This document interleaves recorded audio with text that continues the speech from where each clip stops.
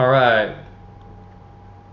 So first, I want to say that Nitro coffee is pretty good. I just tried it today. I was taking Kobe in the car, trying to get him used to being in the car, so he was really sleepy, and took the opportunity to go drive out and this morning and try some Nitro coffee from Starbucks. And so I brought it home and I blended up some chocolate protein with it.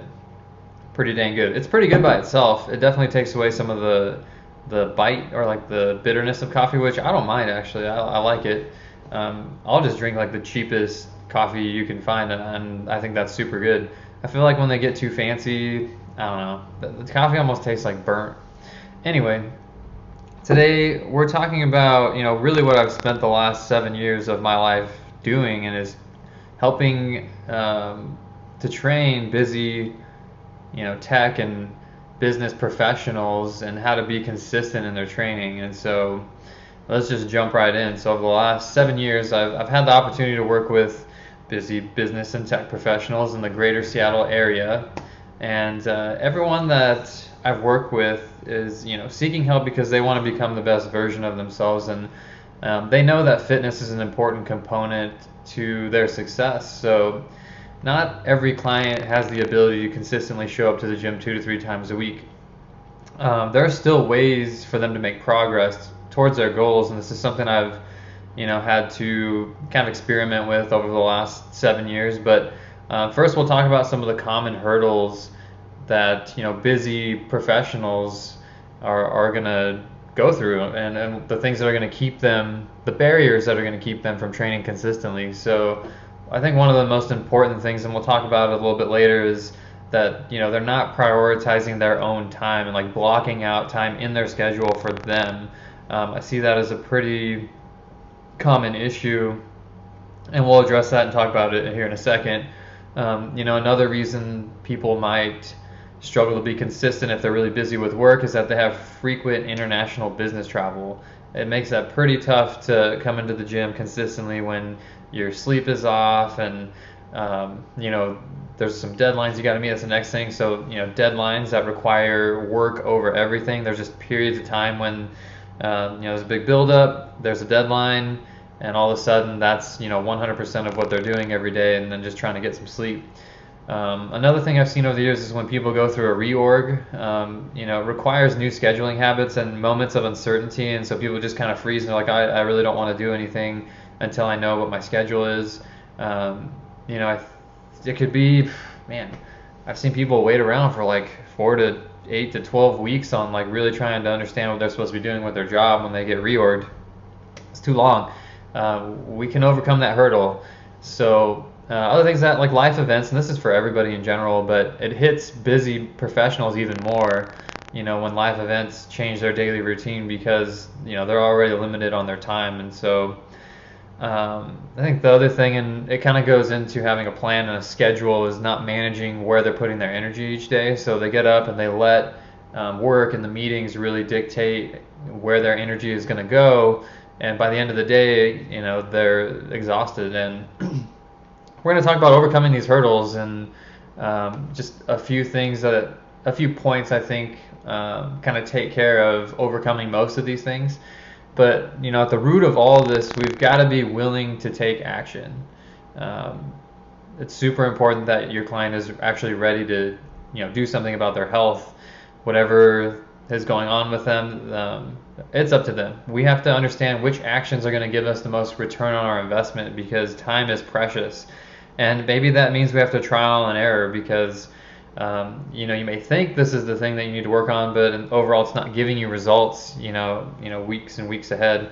So we're going to need to also learn how to improvise our plan and change our plan, especially when we're traveling, when all of those hurdles come up, that we can still get a strength training routine going. And so at the end of this, I built in some like actions that pretty much everybody can take, and really convenient ways to get a workout. The first thing I want to talk about, and I think it really sets the tone for getting consistent progress in the gym, is setting your schedule and then having a good plan. And so, this starts with you feeling what's going to be the most realistic time of day that you can block out your schedule. Normally, your schedule might be open, and people you work with will schedule meetings, but a lot of the times those meetings are in predictable slots. And so, most busy professionals have a good idea on which hours are delegated towards meeting time. And so, taking that into consideration, I highly recommend people plan on their personal time or their fitness time to be before those meetings occur. The reason that I highly recommend people to plan their personal time, fitness time before scheduled meetings is that you only have so much energy to expend throughout the entire day. We talked about that. It's going to be much harder to stick to the plan when you've already expended a good chunk of your energy to your work commitments. And then, the other reason I think is really important is that you can't really control what's going on in those meetings and that environment. And so it may drastically change your mood and affect your ability to stay on track. And, if you've pushed off your workout to later in the day, you may decide that, I've had a tough day. My personal time or fitness time is now going to be spent rewarding myself with a break, a treat, or maybe even indulging in actions that don't align with your goals. And so this is the foundation. Got to block it out. Got to have a good plan. And so going into, having a good plan is really having a customized fitness program, especially when you're busy, because you're going to have to learn how to improvise. It's a crucial part of making progress long term, because you got to track what you're doing. So whether it's exercise, nutrition, sleep, stress, NEAT, there's a lot of factors that go into a successful program, especially if you want to change your body composition. It's even more demanding. So understanding which variables are going to give you the most return on investment is going to be vital, because that's going to dictate what actions you should be taking every day. And then with customized programming, you also constantly reevaluate successes and challenges so that over time you develop the best plan of action for overcoming the current hurdles, right? Because things are going to change. As we talked about earlier, those hurdles change frequently. There is a ton of information about exercise and exercise programs on the internet. I believe anybody could take the time to plan a successful exercise program, but it takes certain skills to really understand what goes into a high level program. If you just take a generic program off the internet, a lot of times they're missing what you need as an individual. If they're really good, I've seen some that you could take the base programs and do really well with them, but I'm talking more long term and getting an understanding of this next 5 years, what I'm going to be able to accomplish and what I'm working towards, right? So I'll give you a quick rundown on some of the questions that you should be able to answer before planning a good exercise routine for the long term. And so, how to program for specific goals, whether, your current goal is weight loss, gaining muscle, movement. You got to kind of pick one thing at a time and really hone in on what exercises, and then the way that you just organize that routine, how it's going to influence those specific things. It's really hard to chase gain muscle, gain aerobic endurance, especially if you don't have a lot of time, right? We need to pick something and stick to it, change that for depending on your goals, it could be 8 weeks to 12 weeks at a time where we're focusing on one specific thing, and then we go to the next thing if you have multiple things that you want to work on. But a good program is really going to focus in on a couple things, because that's just the way the body is made. We can't really chase everything all at once. It's just unfortunately not the way biology works. So how much time can I delegate to the training, and how is that going to impact what I do in my training? If I don't have a lot of time, what exercises am I going to do to make the most of that time? What are my rep and set schemes should I follow, and how should they change over time? Which exercises should I do? How do I execute those exercises properly? How often should I change my routine? How do I measure progress? How do you know that you're getting better? And if you're not getting better, what are you going to do about it? How to improvise when I travel or when I can't go to the gym? How sore should I be? all of these things. I mean, just a few questions. There's a lot of other things that we take into consideration for an exercise program. As I mentioned, most of my clients will just outsource this work to me because they don't have the time, or they just really don't care to learn about how to program exercise. So if you're interested in accelerating the quality of your fitness program, you can follow a link here on my website. It's basically just joshbondfitness.com and then online training, /online training.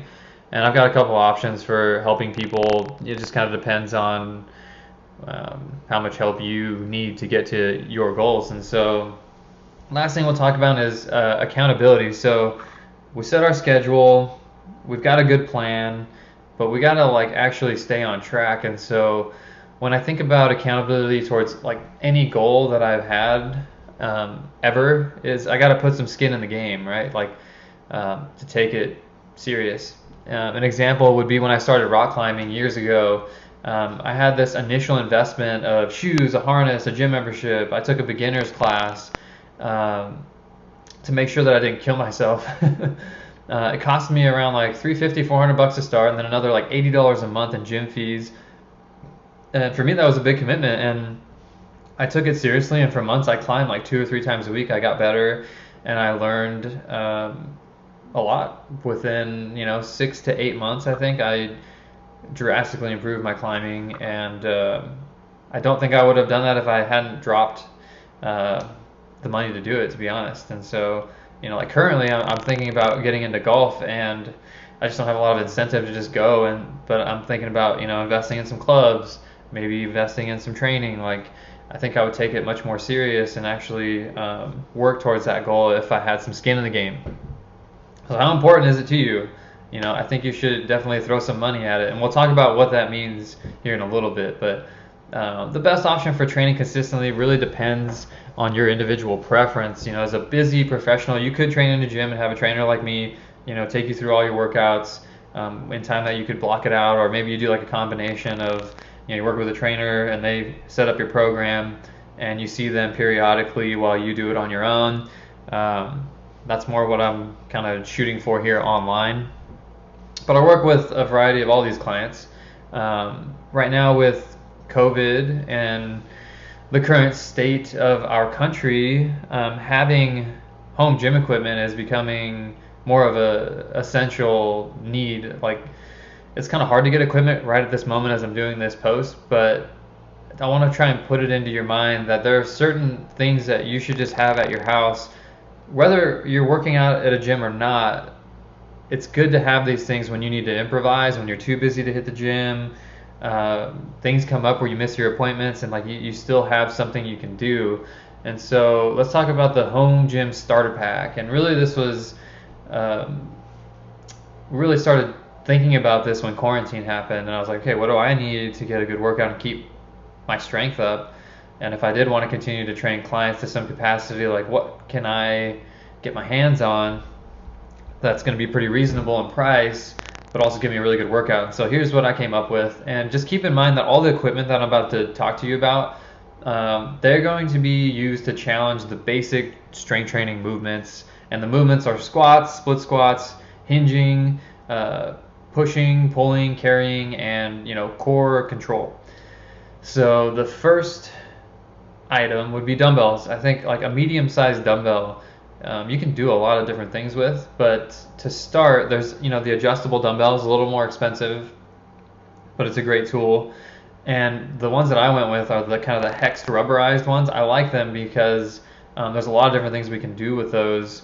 They're very versatile. So regardless of your exercise experience, I think having some 10s, some 15s, and some 20s, or that's a pretty standard weight for all levels, and everybody could use that to some extent. And then you're going to want a medium to heavy dumbbell. So I think if you take your weight, especially if you're new to training, if you take your weight, multiply it by 0.25, for most people that's going to be somewhere probably between 30 and 45 pounds. Getting a bell at that weight is going to be a good idea, because you're going to be able to challenge yourself. And if you're more experienced, you could definitely go up, right? All through quarantine, I used 30s and 40s, and I was able to maintain a lot of my strength. Ideally, I would have something a little bit heavier for like deadlifts if I'm really trying to focus on just strength. But it kind of moves us into kettlebells, and you could also use, a heavy kettlebell as that kind of substitute if you can't get a hold of a heavy to medium sized dumbbell. But it's one of my favorite tools in the gym. The kettlebell is super versatile. There's a lot of things that we can do that we do with dumbbells, but there's also a really unique set of exercises that we do with the kettlebells, and usually this involves swings, certain pressing variations like a palm press or a bottoms up, goblet squats and Turkish get-ups, all great exercises. And as far as like sizing goes, to start off, I'd probably start with an 8 kg and then a 12 kg for beginners, especially women. And you can quickly work your way up to 16 kg, and that's like a really good weight for like pretty novice level, I would say, deadlifts. And then it's usually a pretty good weight for swings, especially for women. And it's nice to have a heavier bell, like one heavy bell if you can get your hands on it. For just deadlifts, but just practicing with some of these lighter weights can give you a ton of benefit. And like I said, for more experienced lifters or for men, like 16 kg, 20 kg, 14 kg, those are going to get you through most of the exercises.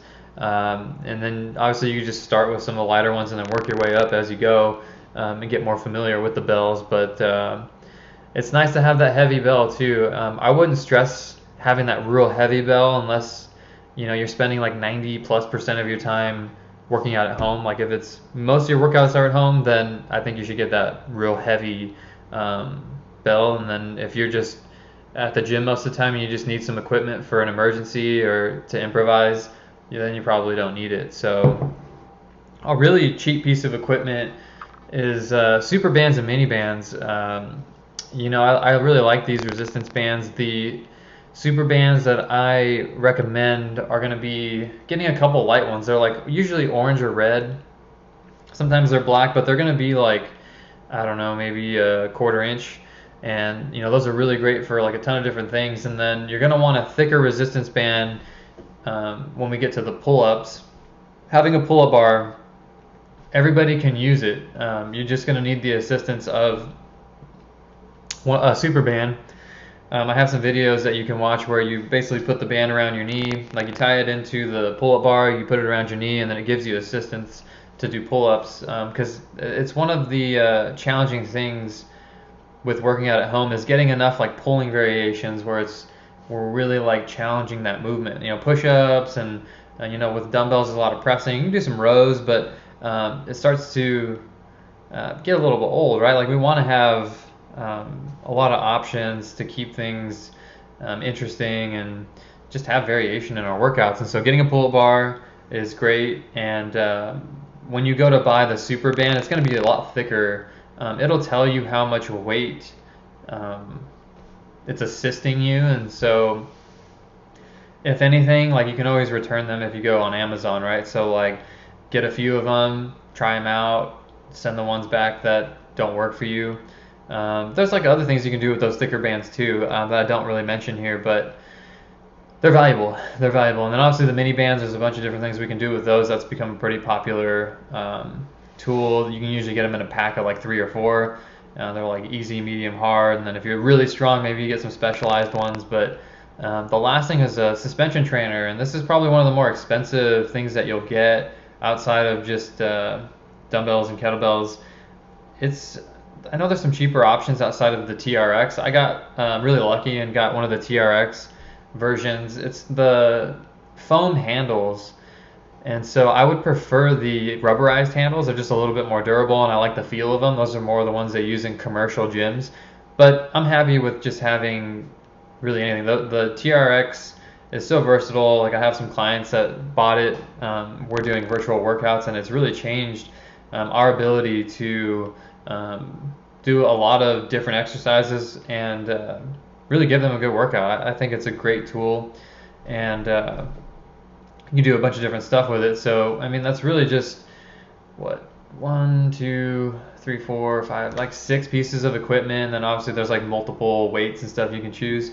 But if you have that stuff, you can get a lot done, and you can really get strong in the basic strength training movements, especially if you haven't worked out much at all. Like, you're going to benefit hugely from this stuff. I mean, even if you just start with like one of these pieces of equipment, like the kettlebell or the dumbbell, and start getting familiar with it, just do something. It's better than doing nothing, right?